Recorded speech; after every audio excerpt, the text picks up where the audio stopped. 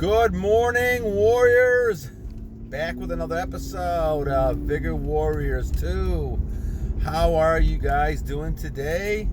Hope everything's doing well. This is April 28th, 2022.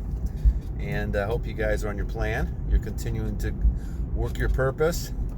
I think I'm getting close. I think it's like 693 days and no FAP. So we're getting closer to 700. So that's a good sign. And we'll keep moving along. And I feel tremendous. So I want to kind of continue to reinforce that. To me, this is a wonderful thing. This is the real truth of life.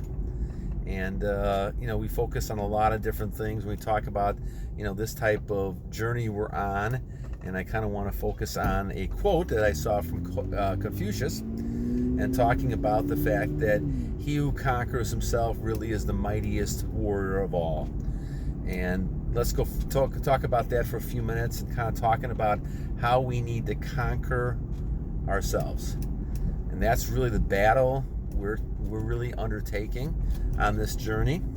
And this is why it's important to continue to realize that you are running your own horse race. Now, before we talk about more of this, go ahead and subscribe, like, comment. Once again, thank you for all the subscriptions. We're getting close to 400. I think it's 392 or something like that. And please keep subscribing. Let's get closer, build it up as time goes on, and hopefully we'll continue to get a bunch more people interested, and start chipping away at that 1% club that we are building and strengthening.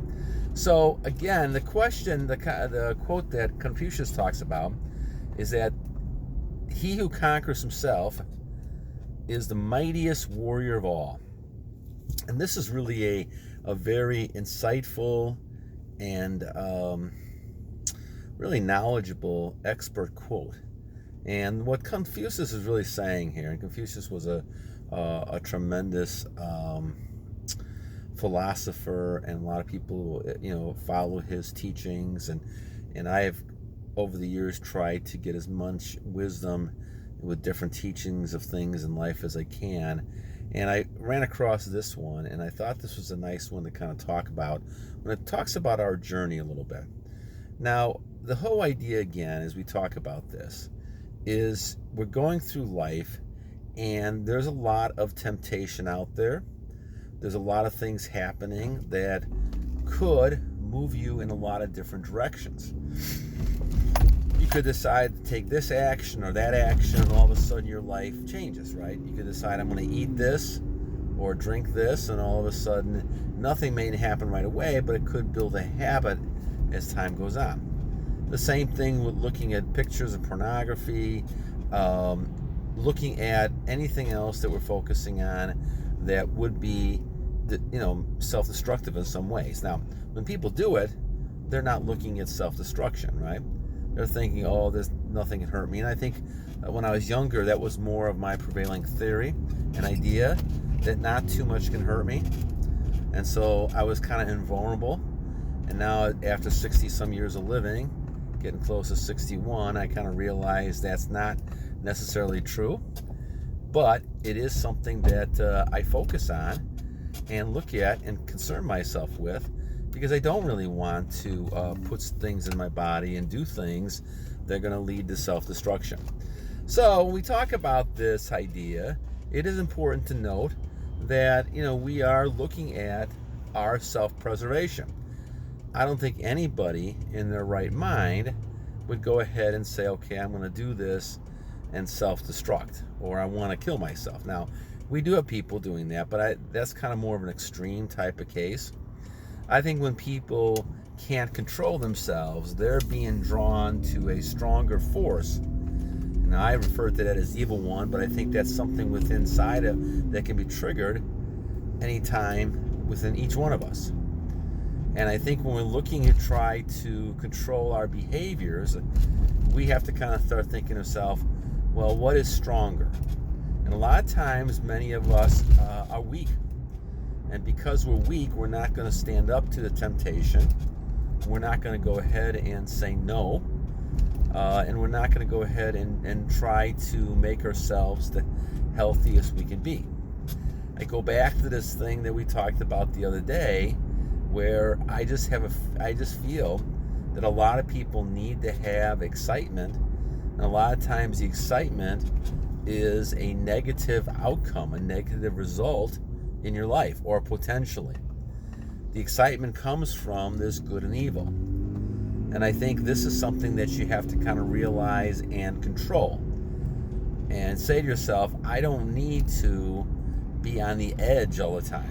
A lot of people are on the edge.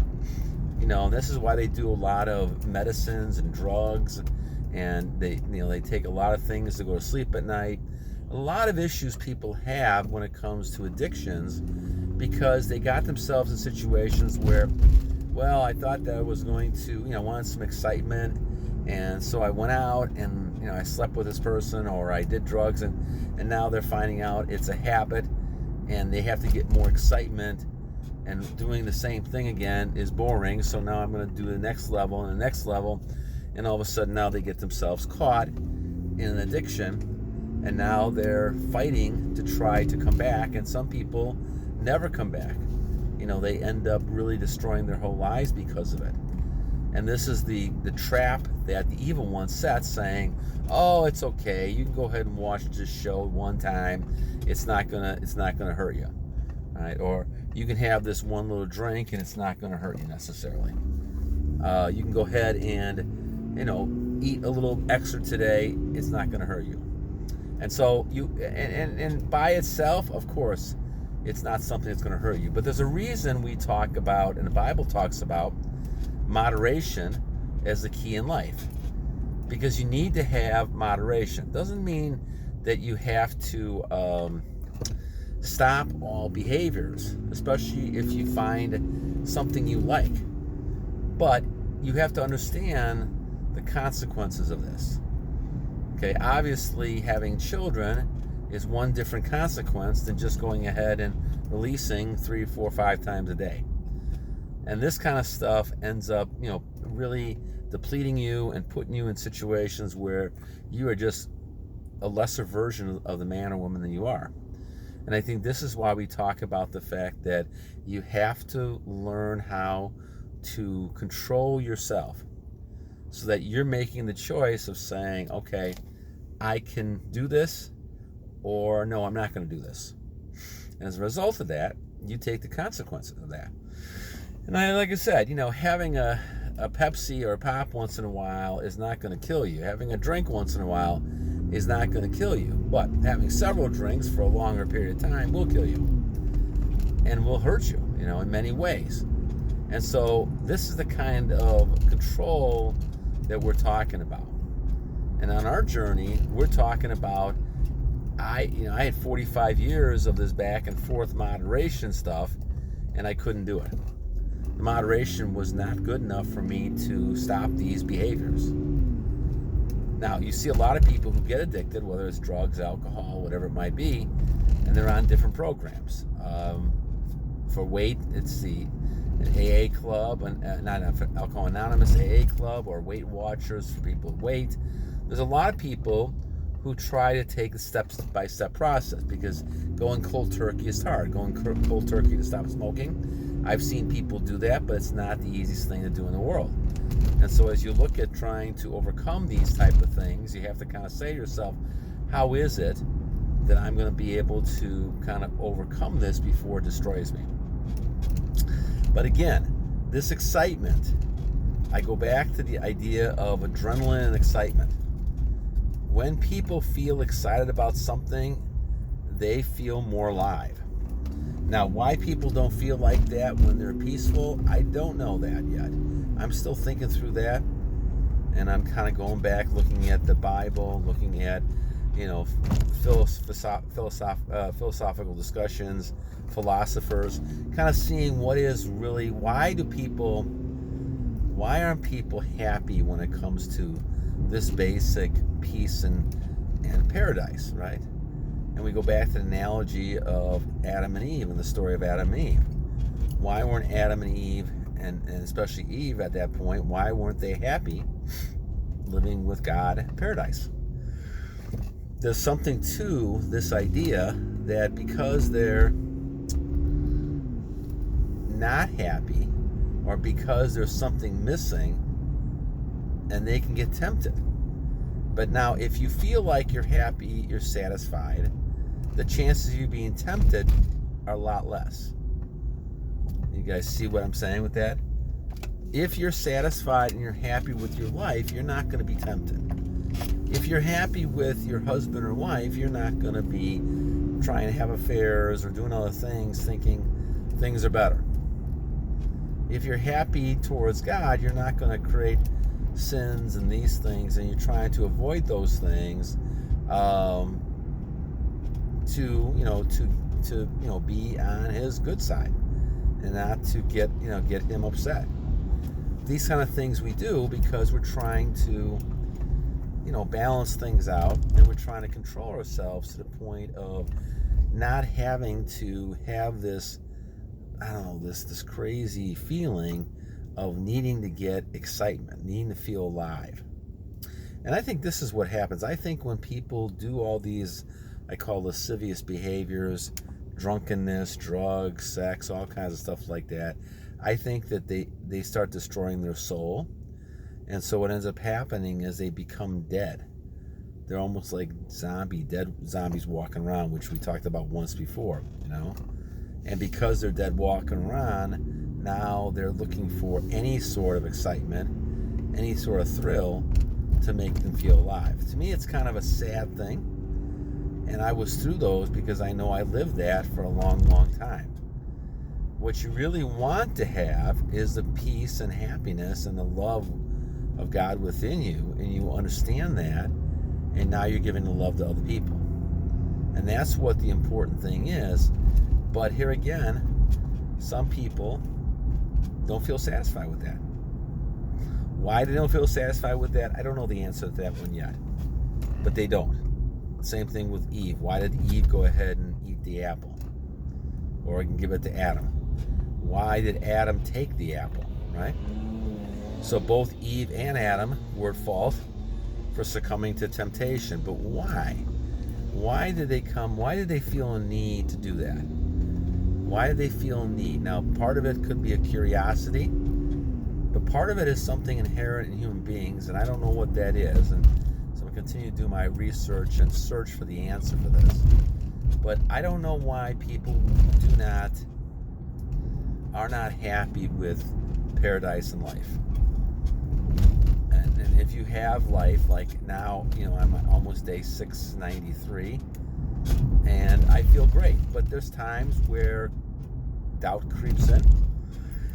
The evil one tries to, excuse me guys, they try to tell us, that life is not great, and there's issues going on. And once again, we need the dark and the light to be able to know the difference.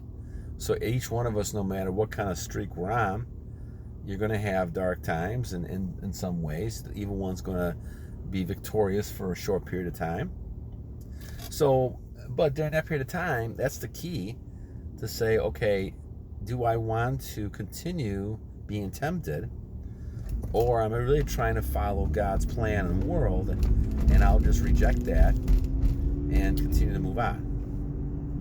This is where faith and hope comes into it, because when things look bleak and they look dark and it doesn't look like things are going well for you, that's when you have to kind of stick to the course even more.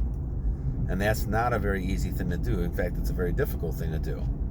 It's very easy to fall back on patterns, like losing energy and things like that. This is what happened to me a lot when I had down times. I would lose energy, and it would just kind of reinforce the bad cycle I was in for many, many, many years.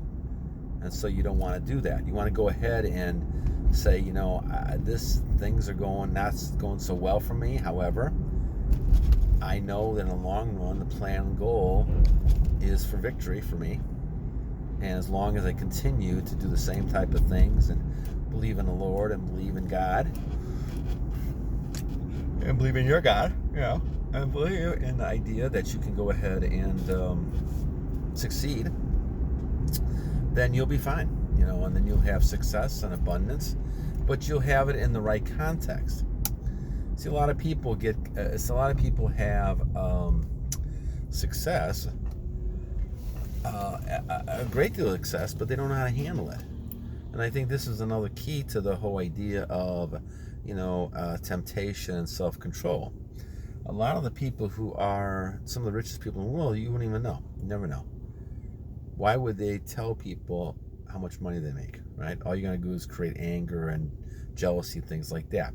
But once again, it's the ego, and that's where most of the battle is within yourself again. It's the ego telling people that I make this kind of money and flaunting it sometimes and showing off by fancy cars, jewelry, coats, clothing, all this kind of stuff. And just to kind of show people how, wealthy you're at. Well, in fact, it's kind of the opposite. Those people have a lot of insecurities, and eventually, the more they do that, the more chances they will lose all those benefits they have, because I think in my mind, God has given them the resources, and if they're not helping them and helping other people, then eventually they're going to struggle and lose those. And I think that that's going to be something you go back to self-control and say, if you're only using money for yourself and you're not helping other people out, then that becomes a struggle.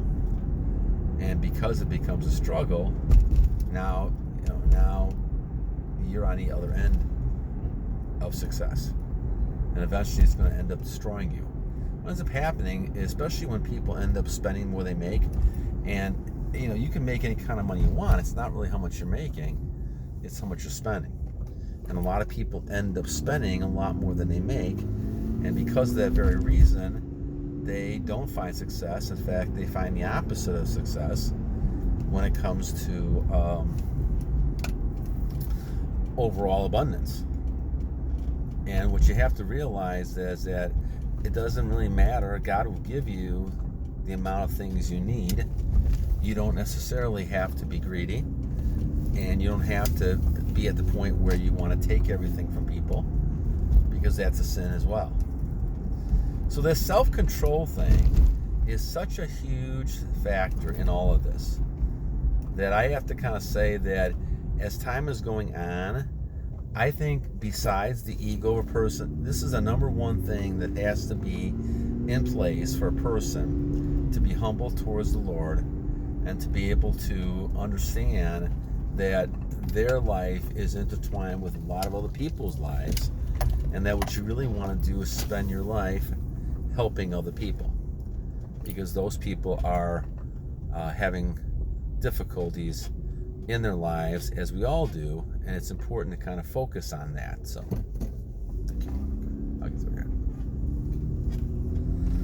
All right, so I hope this kind of answers one of the questions that I was trying to get to, and that's trying to look at how to conquer yourself and why that's important. Now, we're still going to kind of delve into the idea of why people don't like happiness or paradise. And so we'll kind of focus on that another day, but I wanted to kind of get this one across to you guys. All right, guys, it is April 28th, 2022. Hope you guys have a great day, and we'll talk to you again. God bless you guys. Take care.